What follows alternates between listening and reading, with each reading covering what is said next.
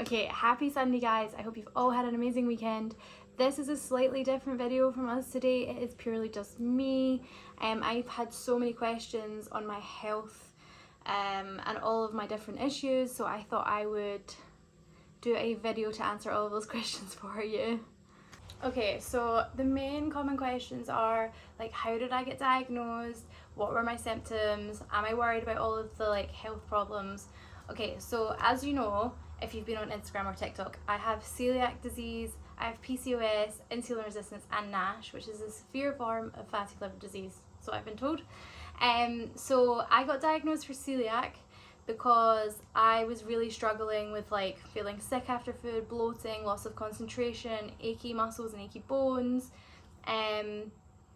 lack of coordination, foggy brain. They're all symptoms of celiac. So my family, there's quite a few celiacs in the family, so we got tested for that and that came back positive. So I went on a gluten-free diet immediately and felt way better.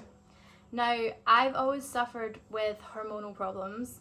I don't know if it's a family thing or something, but I've always suffered from them. I've had my hormones tested when I was a teenager. They came back fine. But yeah, nothing out of the ordinary. I've also had my ovaries maybe, or my uterus ultrasound. I had an ultrasound on that when I was younger. And everything came back fine. So once I got diagnosed with celiac disease, everything became way better, but I still had the odd symptom of being overly emotional or really fatigued. There was a time before I got diagnosed with celiac disease that I really struggled to get out of bed. I was so tired. I literally couldn't do anything. So yeah, really tired. And when I got diagnosed with celiac disease, it became way better, but I kept some of my symptoms. So overly emotional was one of my symptoms, and that didn't really go away. It got way better, but yeah, it didn't completely go. Also, my fatigue even now is still quite bad. Some days I really struggle to get out of bed, but obviously way better on a gluten-free diet. But most of my symptoms went so I didn't want to be sick after eating. I still bloat really hard, but I think that's because of all my other issues, which I will move on to. So yeah, that's how I got diagnosed with celiac. Those were my symptoms. And now I wouldn't notice any different. I've been gluten-free for maybe 6 or 7 years, so I wouldn't notice any different now. And actually it's way better now than it ever was when I first got diagnosed. It was really bad for gluten-free food. So then my PCOS, my insulin resistance and my NASH got diagnosed at the same time. That was 2 or 3 years ago now. So I went to my sports physician for something completely different, but she did an entire blood work for me because she didn't know what was going on. Now that came back with 2 things. So 1, my inflammatory markers were really raised, and 2, my liver, so my ALT, my AST and my gamma GT were all really raised on my blood test, which apparently isn't good. So she referred me to a rheumatologist as she thought that I might have lupus. So then my rheumatologist ruled out lupus and then all other autoimmune diseases, and then he referred me on to a liver specialist because the inflammatory marker obviously wasn't anything to do with rheumatology or autoimmune diseases. I don't know what it is still. Maybe it's just a symptom of my liver, I'm not sure. We haven't ever explored that, I guess. But as long as it wasn't any of the serious autoimmune diseases, that was fine. So we moved on to my liver specialist, and he really wasn't sure. We did so many blood tests. I had an ultrasound and MRI. I've had fibro scans, checked scarring on my liver, and there was nothing there. Right, so I got a second opinion for my liver, and basically when I was a lot younger, I got diagnosed with hypoglycemia. Now I took medication for maybe 6 months and then completely stopped, and my symptoms had all gone. So I then never took medication again and forgot about it. It completely gone. I then assumed I didn't have hypoglycemia anymore. So when we went to see the second liver specialist, he said, so how do you manage your hypoglycemia? And I said, I don't manage that anymore.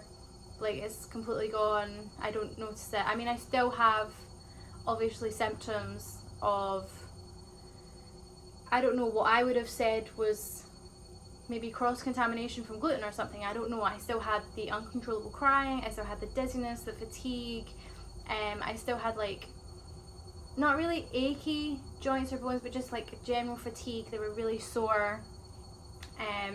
But yeah, the dizziness and like feeling sick while exercising, that was more concerning. But I was like, yeah, my hypoglycemia, like I don't notice it anymore, it's not really there. These are my symptoms, but I don't think they're related because they're slightly different to the ones I was having before.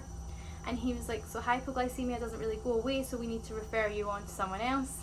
So my liver specialist said that he suspected it was NASH, but before we could confirm that, he needed to refer me on to an endocrinologist, who then diagnosed me with PCOS and insulin resistance after he did like a blood test. So my testosterone was really high, and then he didn't redo my glucose test, he just asked for the previous one. So I don't think it was hypoglycemia I had previously, it was insulin resistance, it was just diagnosed wrong. So apparently I've had that for years, but like it got officially diagnosed with my PCOS. And then I went back to my liver disease, who confirmed that it was NASH.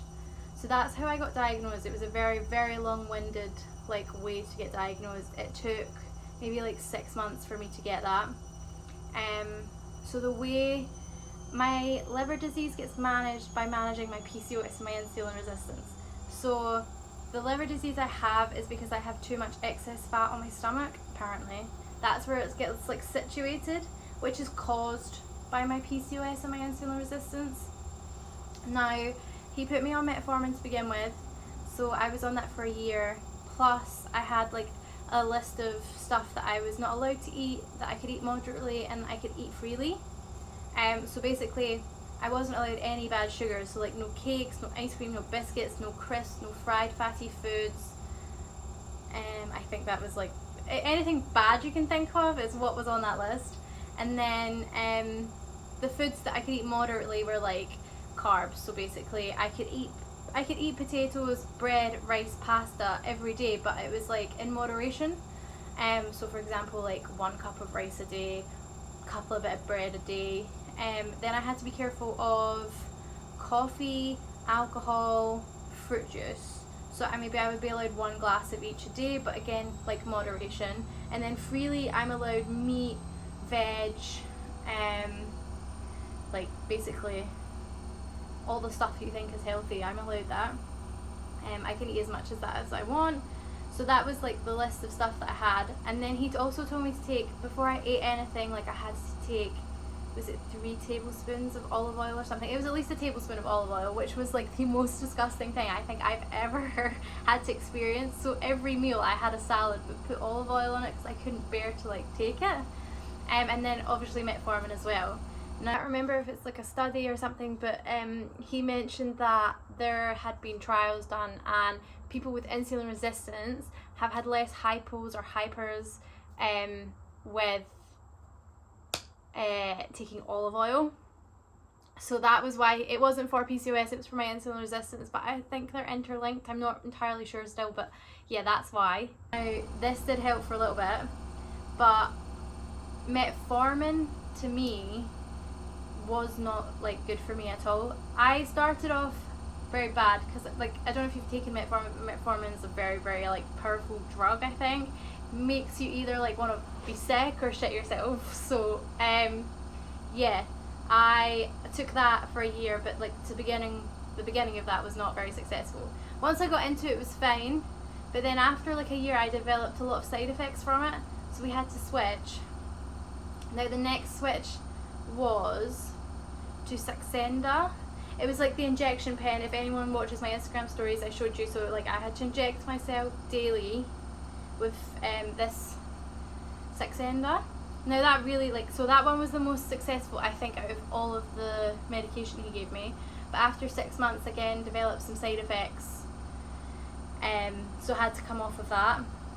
Then I went on slow release metformin, which was way better, and it was the last medication I was on.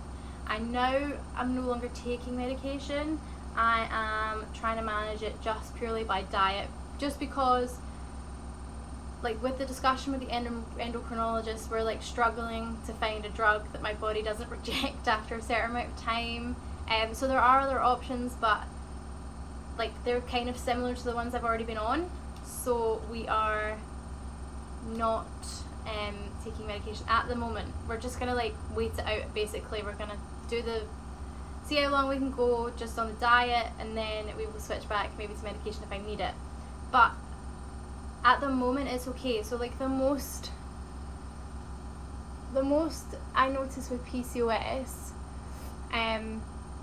so like my symptoms for PCOS now, so I get like loads of excessive hair growth here. I have extremely painful periods. I have very emotional periods. Yeah. So also my PCOS symptoms are like, when I mentioned the hair, they're also really bad, what would you call that? Not like dermatitis, but like really bad, not spots, but like boils. So I don't know if you can, I have makeup on, but I've got like spots, and they come up in giant like mountains, and they're boils. They're not necessarily spots, but they're really painful. So when I was younger, or maybe like even 3-4 years ago, I would be covered in them, and my like cheeks and my jawline were really sore. So that was also another, I guess, symptom of mine for PCOS. It's also a common symptom for my celiac disease. So a lot of these symptoms are the same, which is why it's so hard for me to distinguish which ones are which. Like PCOS and my insulin resistance are crossed over, so they're quite a lot, like the loss of coordination, the memory loss, like the blurred vision. It's also my insulin resistance, but I guess it can be classed as like PCOS. I don't know, they're like interconnected, and I have so many different symptoms for all of them. But yeah, so that's where I'm currently at. I literally just went to get my liver checked last week, and I will be getting the results for them in a couple of weeks' time. So yeah, but I will update you on that one. So that is those two questions. How did I get diagnosed? What were my symptoms? My array of symptoms are like horrendously long. So but like I want to like really reiterate, like everyone's different. So my symptoms are very different to anyone that I know. Then you're like, if you've got PCOS or insulin resistance or NASH or like celiac disease, your symptoms might be very different to mine. But yeah, so the next one was like, how do I exercise with all of this? Now, I have not changed my exercise routine ever for any of my conditions. I still exercise the same. I just have to manage my, I want to say expectations, but sometimes when I go to the gym, like I am so tired, my muscles are so fatigued that obviously I can't do what I want to do. So I just modify my session, like I make it shorter, or I make it less, like it's not as, so for example, if I've got like squat jumps, I'll just stick to squats, or if I've got lunge jumps, I'll just stick to lunges. Like I'll reduce the impact that I have, because I won't have the energy to do that. But apart from that, I have not changed my exercise routine for PCOS, insulin resistance, or anything. So like, for example, when I was younger, before I knew any of this, you would probably see me crying in like 2 out of 3 of my gym sessions a week. And that wasn't me being upset, that was just like my body's reaction to everything that I was going through, whether my body was breaking down or it was just a symptom of like one of my issues that I wasn't aware of yet. But yeah, that still happens sometimes. Sometimes you'll see me sitting down looking like I've been beaten up basically from all the exercise I've been doing, and you probably look at me and think, but she hasn't really done anything. And it's just because I'm like really struggling that day. Like it was hard to get out of bed, but I wanted to go to the gym anyway. That's basically what happens. But yeah, I don't feel like I need to change any of my routine. Most of the time I'm okay now. I just modify it slightly if I'm feeling bad for that day. But my goal now, I guess, people ask me if I'm worried about my liver disease. Now, am I worried about my liver disease? No, because I get it monitored quite heavily. But they say that like I need to lose the weight for my liver to recover, or my liver to like get rid of this inflammatory condition. Because basically fatty liver disease just means that because it's not scarred yet, it's just inflamed and it's struggling to do what it needs to do. And it says the excess weight like on my midriff is then sitting on my liver or something, so I need to lose it. Now that's been the hardest part, because I've struggled to give up what I need to give up in order to like lose the bad fat, I guess, because like everyone's got fat on them, it's their like who they are, especially females, but it's the bad fat that I need to get rid of to get off my liver. So that is currently what I'm working on. So I'm not worried about my liver. I would say sometimes I do worry about the excess weight, but most of the time I'm like okay about it. Yeah, that one's a difficult one, like no and yes, I guess, but we will see. But yeah, so any other questions, please pop them down below. I will try and do more of these and answer every single question that I get. But yeah, thank you for watching. I hope that answers all of your questions. I hope that helps anyone that's in the same situation. What I would say is the doctors will try and not fob you off, that's the wrong word. I don't really know. The doctors will try and tell you it's like go on the pill or that will help or something, but like if it does not work for you, don't take no for an answer. Make sure you find what works for you. Like if you pester enough, they will listen to you. Like at the end of the day, it's your health. You need to be in control of it and make sure that you get the answers that you want, the help that you want, because it's not, I guess it's not an easy thing to live with any of this stuff. Like celiac disease, yes, there's a lot of people with gluten issues now, like it's easy to find the resources. PCOS, insulin resistance, and NASH is all new for me too. I'd say it's not that talked about, but yeah, so don't stop searching for answers if that is what you need. And yeah, I'm not a doctor, so none of this is like factual. This is just my experience with everything that I've gone through. And if I've missed anything, I'm sorry. Please comment below and I will try and get back to you. Thank you for watching and listening to me ramble on.